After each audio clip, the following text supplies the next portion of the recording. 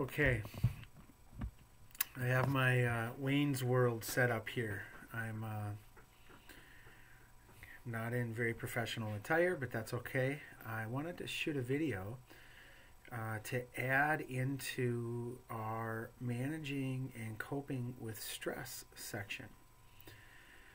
One of the critical things that I hope you're getting from reading this section is that although the historical research focused on the physiologic response in our body to stressful events such as catastrophic events, tornadoes, things like that, so we began learning about how our body responds to handle situations that are kind of life-threatening like that.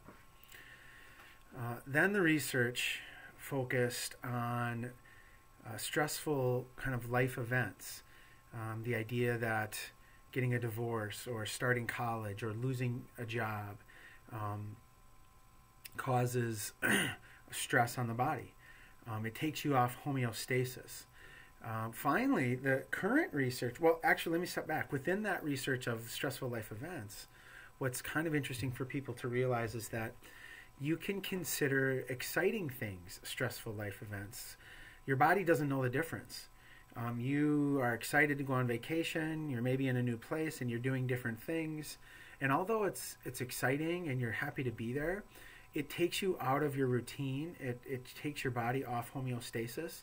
And so your body experiences even good things that happen in life as stressful.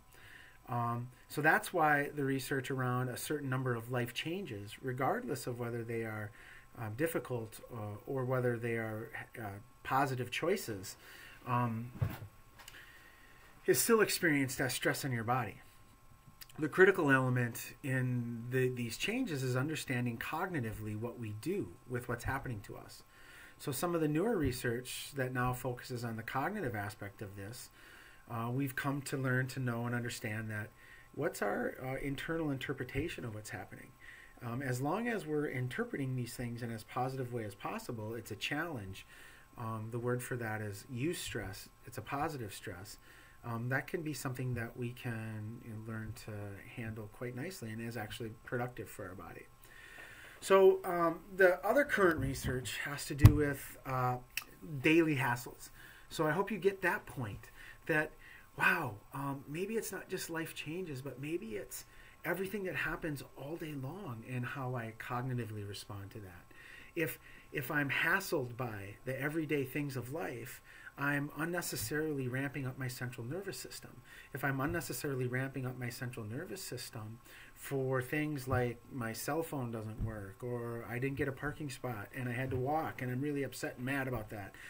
If every little thing, if somebody cuts me off on the belt line, if all those things happen and that causes me to cognitively be stressed about those simple little things, well, wow, when you start to add that up over days and weeks and months and years, a decade of responding hostilely or angrily to everyday little hassles leads to high blood pressure, perhaps, leads to cardiovascular disease, a stressing of your system. So, all right, the point then is that our body is set, it's evolutionarily been built to respond to things by ramping up our central nervous system.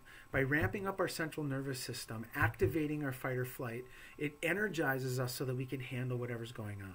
Now, if we're energized to handle the loss of a parking spot, that's unnecessarily energizing our body, starting it up. We don't need that, okay?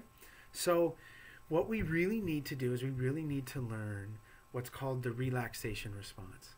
We need to learn that our body is automatically going to respond to triggers. And so since it's automatically going to respond to triggers, we have to learn how to counteract that.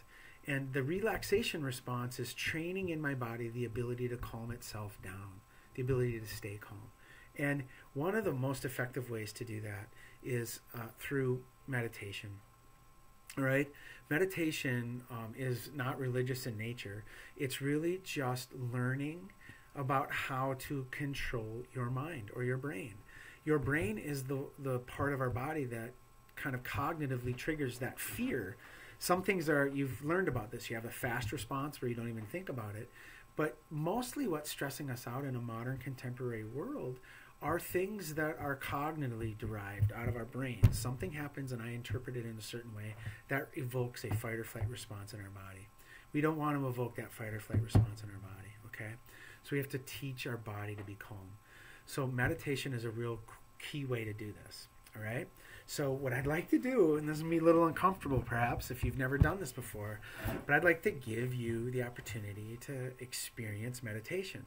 Now, meditation, for it to be effective, is something that has to be kind of initially trained to a very high level and then worked on consistently. So I actually learned to do meditation on a trip in Nepal. My wife and I, we went to this center. It's called the Vipassana Meditation Center. There are actually Vipassana centers all over the world. There are Vipassana centers here in Wisconsin and in Illinois.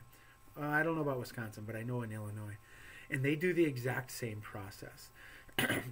So the Vipassana Center is a 10-day meditation course where you do 12 hours a day seated meditation. And think about that for a second. Seated in 4-hour blocks for a total of 12 hours in a day. Seated, meditating, doing nothing.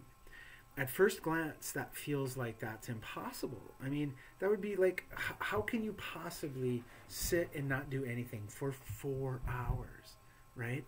So the concept of Vipassana, it's said to be the original way that the Buddha reached enlightenment. But really none of that matters in terms of the spiritual aspect. What really matters is kind of what it means physiologically for ourselves. And what the Buddha kind of realized is that we're not in control of our brain. We're constantly reacting to stimuli, whether the stimuli is internal or whether the stimuli is external. We're hearing it, it's evoking a reaction, and so therefore we're not in control. So we have to learn to be in control of our response, and we don't want to automatically be triggered by either internal cognitions or external stimuli. I hope that makes sense. So let's spend about 10 or 15 minutes here trying to do this. So I'm going to kind of just walk you through this process. Maybe set yourself up in a quiet area now that you know you're at this point. You might want to think about where you are and kind of time of day, and if you kind of have the right space to be able to do this. Kids aren't going to come up to you and need something. So in order to keep going forward from this point, you really should establish that you have about 15 minutes to just be alone and to be quiet, and hopefully a quiet environment as well. Okay, so in order to meditate, the first thing that we want to do is we're not going to sit on the ground, but we can just sit in your chair since we're looking at our computer. What I want you to do is just get comfortable, get a position where your hands are in your lap, okay? You're not resting on something, you're not listening like this.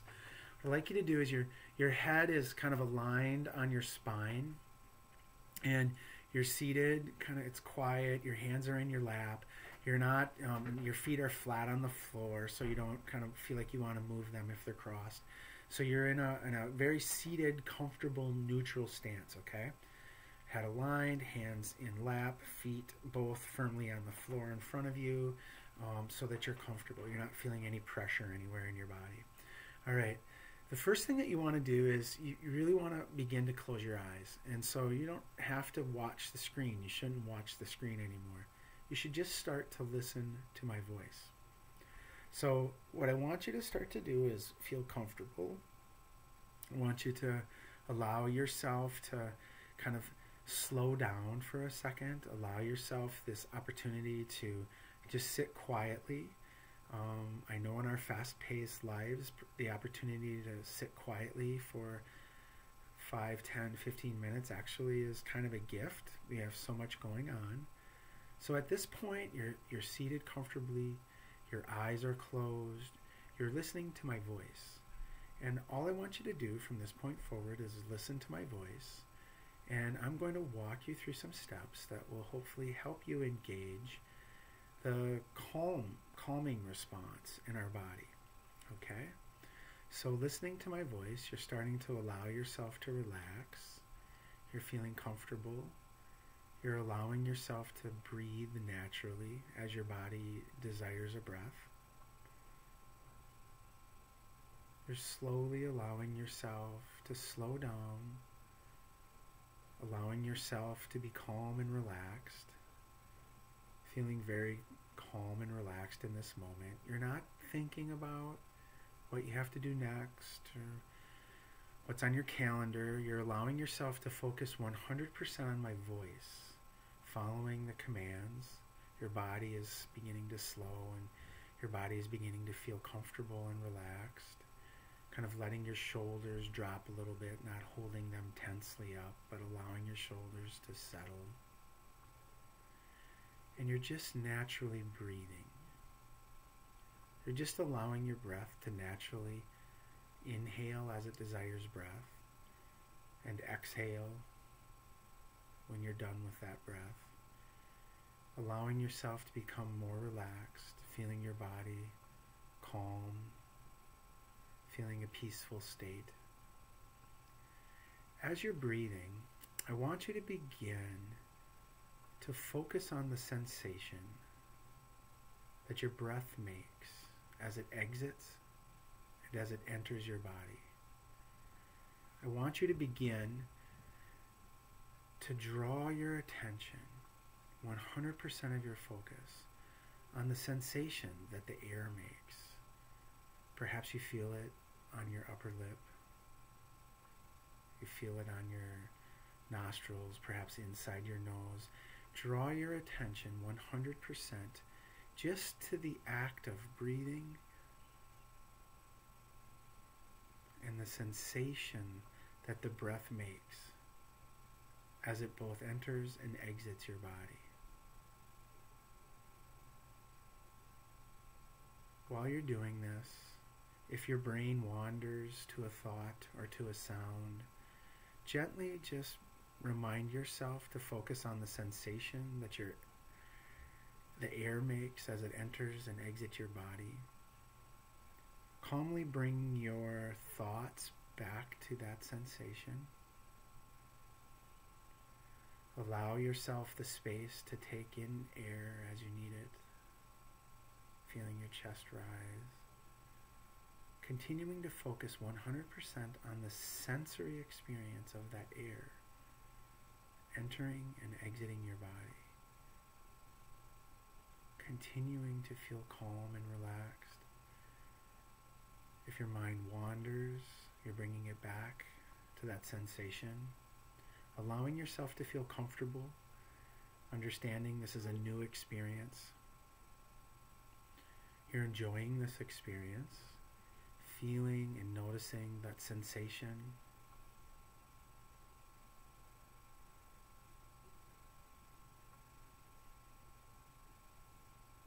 Notice as much as you possibly can about the sensory experience of the air, drawing 100% of your focus to the sensory experience as the air enters and exits your body. This takes practice. You have to work at this. Sometimes your mind might wander, but you're going to bring it right back 100%, focusing only on that sensation of the air,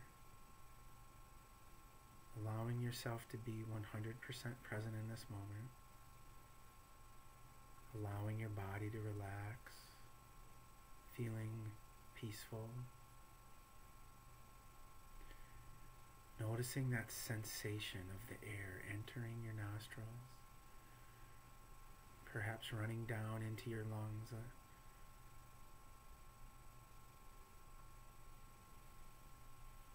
When you exhale, noticing the air across the top of your lip, bringing yourself back to that sensory experience.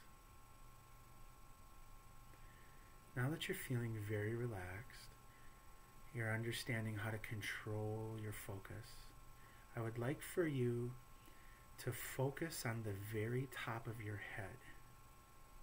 Focus on the size of a quarter on the very top of your head, as if the quarter is sitting on top of your head. Draw your attention to the sensation of this imaginary quarter that's sitting on top of your head. You might begin to notice a tingling.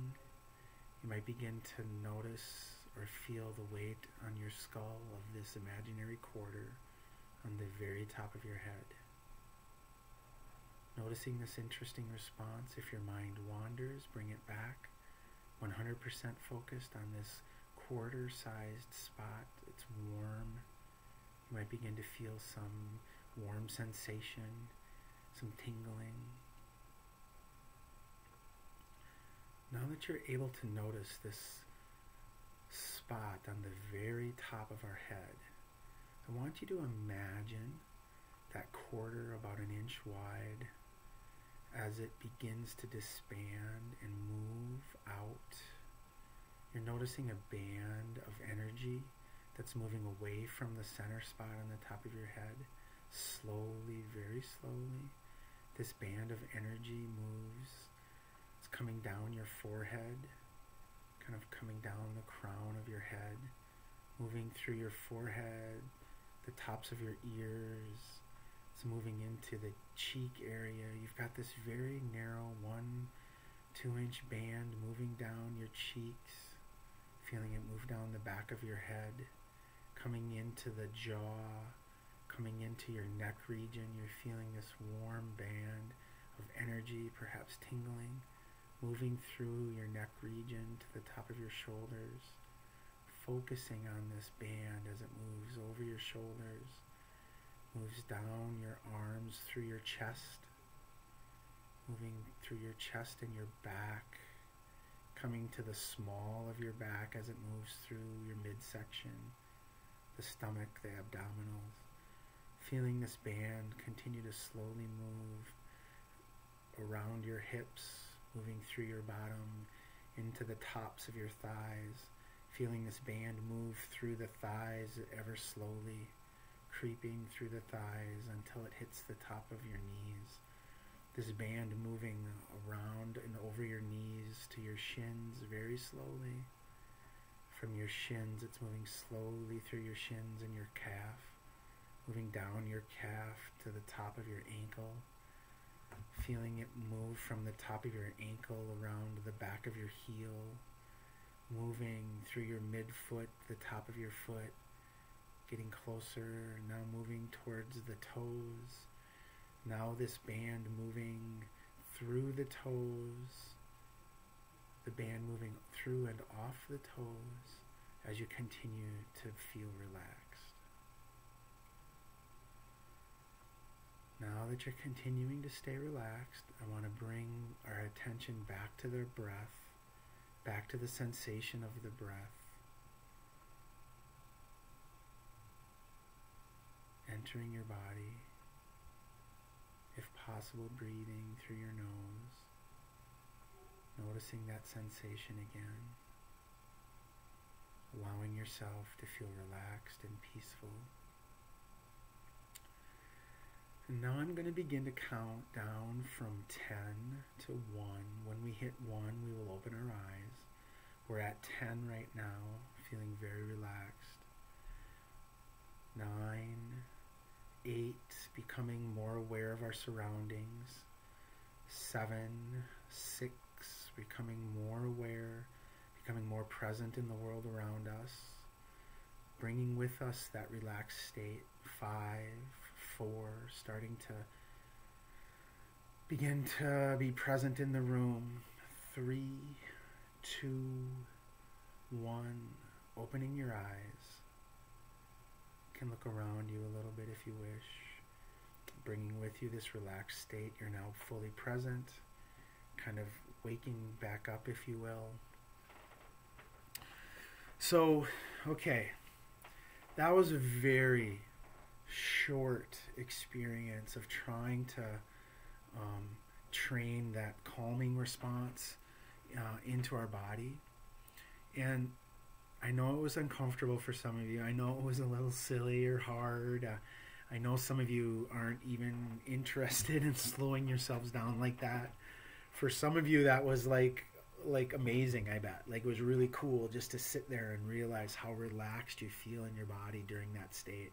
To actually kind of let go of all of those worries and those fears and thinking about, what happened this morning. And, just for that, like, brief 10 minutes there, allowing your body to completely relax, I want you to think about that relaxation state and how many of us go through our days and our weeks and our months without ever achieving that. Some of you have a hard time sleeping at night, kind of insomnia gets in the way. A lot of people are carrying, the reason we did the body scan is because a lot of people are carrying stress and anxiety in their body and you're not even aware of it. And so where we would go next with this body scanning is looking for places within your body where you feel tension, where you feel knots.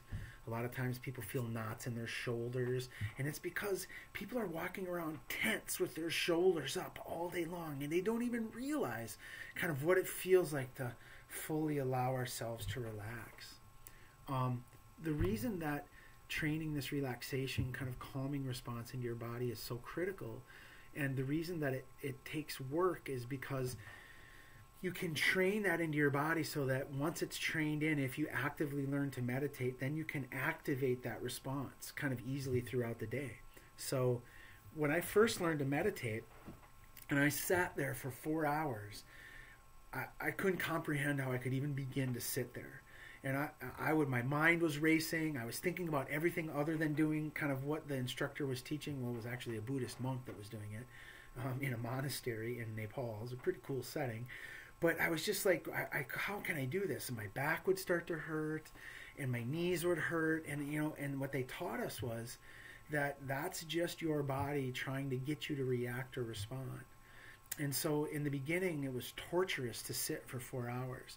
And I tell you that as I practiced this over the course of this 10 days, by the time I got to like day 6 or day 7, I would sit down and they would hit the gong that would indicate, it's time to begin meditating.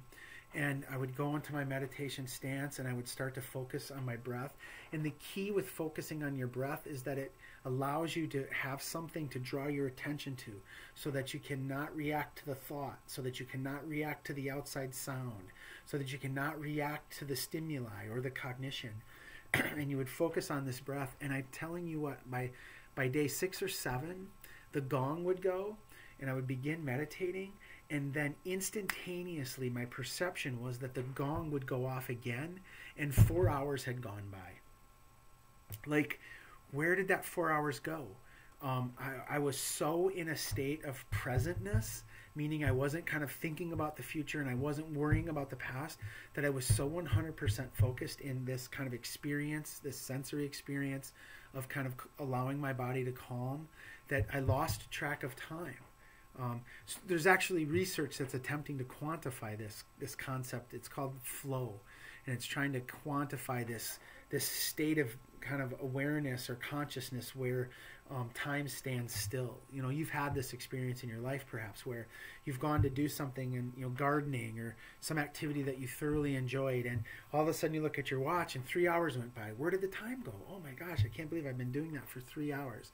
And so in that state of calmness and 100% focus, we are allowing our body to be relaxed, to be calm, to be focused, instead of worrying. So it's these cognitive worries that end up driving stress, that end up driving then ultimately kind of physical negative health, illness. All right. So I hope that you enjoyed that. I try to practice this as much as I can. I don't really get to do it in our fast-paced world like I did when I was in Nepal. But the fact that I spent the time training in this in my body means that I can kind of take 5 or 10 minutes out of my day from time to time and just allow myself to kind of go into that calm space. And by going into that calm space, I'm turning off that fight or flight. And by turning off that fight or flight, I'm de-stressing my body. And it will have a positive additive effect over time. So, all right. Hope you enjoyed that. See ya.